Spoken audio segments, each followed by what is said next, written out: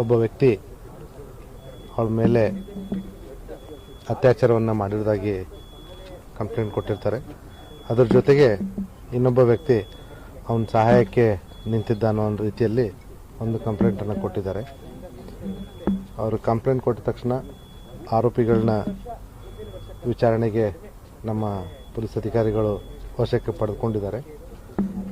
ಈಗ ಆಲ್ರೆಡಿ ನೊಂದ ಬಾಲಕಿ ನಮ್ಮ ಮಹಿಳಾ ಅಧಿಕಾರಿಗೆ ಒಬ್ಬರನ್ನ ನೇಮಿಸಿದ್ವಿ ಇದ್ರ ಬಗ್ಗೆ ವಿಚಾರಣೆ ಮಾಡಲಿಕ್ಕೆ. ಅವ್ರ ಮುಂದೆ ತನ್ನ ಹೇಳಿಕೆಯನ್ನು ಕೊಟ್ಟಿರೋದ್ರಿಂದ ಇವರಿಬ್ಬರು ವ್ಯಕ್ತಿಗಳು ಮಣಿಕಂಠ ಮತ್ತು ಈರಣ್ಣ ಇಬ್ಬರನ್ನೂ ಕೂಡ ನಾವು ನ್ಯಾಯಾಂಗ ಬಂಧನಕ್ಕೆ ವಶ ಕೊಡಲಿಕ್ಕೆ ಎಲ್ಲ ವ್ಯವಸ್ಥೆ ಮಾಡ್ಕೊತಾ ಇದ್ವಿ. ಆಲ್ರೆಡಿ ಅವರು ಅರೆಸ್ಟು ಆಗಿದ್ದಾರೆ. ಅದನ್ನು ನಾವು ನಮ್ಮ ತನಿಖೆಯಲ್ಲಿ ಕಂಡುಕೊಳ್ತೀವಿ, ಯಾಕೆ ತಡವಾಗಿ ಕಂಪ್ಲೇಂಟನ್ನು ಕೊಟ್ಟಿದ್ದಾರೆ ಅಂತ ಹೇಳ್ಬಿಟ್ಟು. ಸಾಮಾನ್ಯವಾಗಿ ಇಂಥ ಪ್ರಕರಣಗಳಲ್ಲಿ ನಾವು ಇಲ್ಲಿವರೆಗೆ ನಮ್ಮ ಅನುಭವದ ಪ್ರಕಾರ ಸಾಮಾನ್ಯವಾಗಿ ಈ ರೀತಿ ಆದಾಗ ಬಾಲಕಿಯರು ಒಂದು ರೀತಿ ಒಂದು ಶಾಕ್ಗೆ ಒಳಗಾಗ್ತಾರೆ.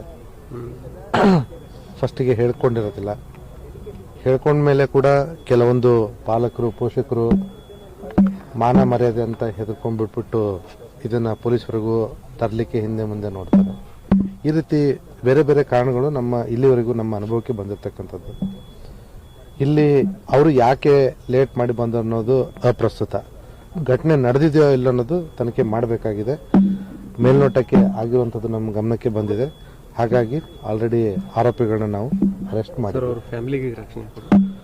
ಆಲ್ರೆಡಿ ನಮ್ಮದು ಆರೋಪಿಗಳನ್ನ ಬಂಧನ ಮಾಡಾದ್ಮೇಲೆ ಏನು ಇಮಿಡಿಯೇಟ್ ಒಂದು ಥ್ರೆಟ್ ಇರುತ್ತೆ ಅದು ಹೋದಂಗೆ, ಅದಕ್ಕೂ ಮೀರಿ ಅವರಿಗೆ ಏನಾದರೂ ರಕ್ಷಣೆ ಅವಶ್ಯಕತೆ ಇದ್ರೆ ನಾವು ಡೆಫಿನೆಟ್ಲಿ ಕೊಡ್ತೀವಿ.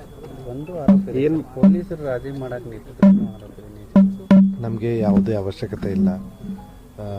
ಅದರಲ್ಲೂ ವಿಶೇಷವಾಗಿ ಈ ಪೋಕ್ಸೋ ಪ್ರಕರಣಗಳಲ್ಲಿ ನಾವು ಆ ತಂಟೆಗೆ ಹೋಗೋದಿಲ್ಲ. ರಾಜಿ ಮಾಡುವಂಥ ಪ್ರಕರಣನೂ ಅಲ್ಲ, ರಾಜಿ ಮಾಡೋ ವಿಷಯನೂ ಅಲ್ಲ, ರಾಜಿ ಮಾಡೋದು ಪೊಲೀಸರ ಕೆಲಸನೂ ಕೂಡ ಅಲ್ಲ. ಏನು ಕೆಲಸ ಮಾಡ್ತಿದ್ರಿ? ಅದು ಸ್ವಲ್ಪ ಜಾಸ್ತಿ ಹೇಳಿಬಿಟ್ರೆ ಸಮಸ್ಯೆ ಆಗ್ಬೋದು.